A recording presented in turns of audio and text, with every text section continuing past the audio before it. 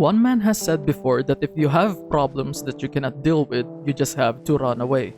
And in order to take this further, I need to figure out a way that is better than just simply running. The FTB Skies 2 mod pack offers various ways on how to deal with certain problems. And for a world that is devoid of any terrain, learning how to fly is a quick fix for it. So now for the current journey, we are getting a jetpack.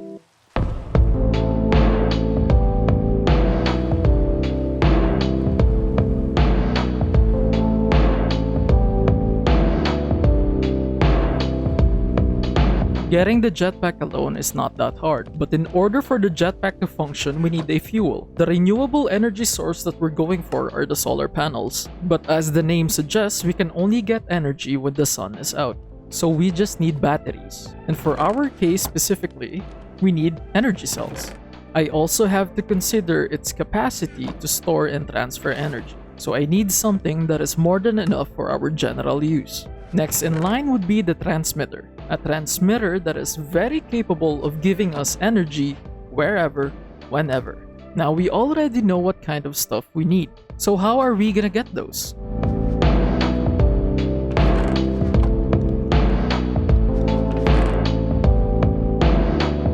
So here's a quick summary. For our battery, we need an Elite Energy Cube. The Elite Energy Cube requires an Advanced Energy Cube that needs a Basic Energy Cube that we can craft from steel casing. One of the steel casing's components is a steel ingot that we can get from mixing iron and coal dust on a metallurgic infuser. In order to get the coal dust, we need an SAG mill. The SAG mill requires a dark steel ingot. We can get a dark steel ingot from a primitive alloy smelter. One of its components needs a deep slate, and in order to get the deep slate, we need tough drip with lava. So let's get started. I just needed to collect the last deep slate, get the primitive smelter, smelt some dark steel ingots, craft the SAG mill with it, placing a capacitor inside and a solar panel at the top to power it. I realized it was nighttime, so I went to bed. At daytime, I started grinding coal dust.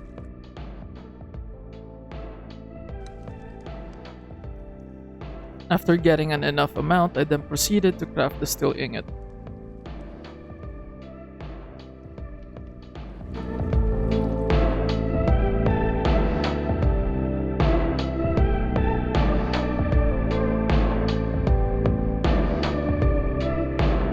I then got myself a metallurgic infuser, placed it down, and attached a solar panel at the top of it. I then proceeded to make infused alloys with it.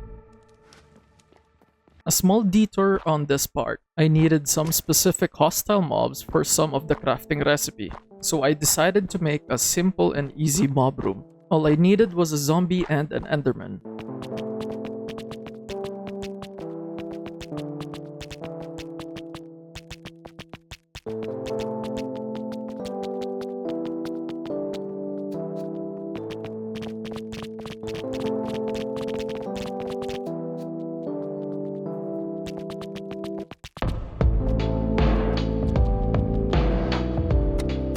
After a few minutes, some zombies spawned, so I get into work.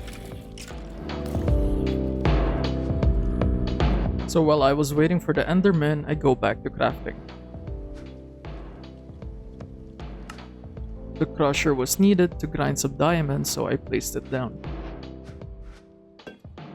With the crushed diamonds, we can now make reinforced alloys. And now, since I got most of the materials, let's get to crafting.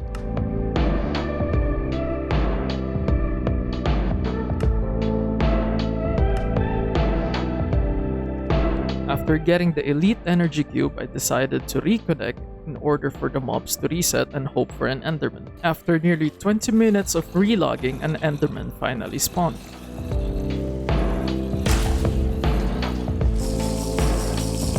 Ignoring the explosion, I dug a hole,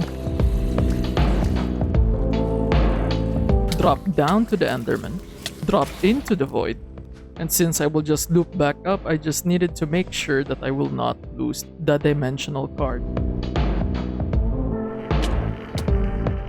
Since I already have the materials, I now started building what we need, placing down the cables, then the solar panels, the battery, the transmitter, and lastly the dimensional card. It is kinda ironic that the easiest to craft was the jetpack itself, and after nearly 2 hours of chain crafting, we can now fly. But traversing the sky is just the beginning. We have more to do, and that will be soon.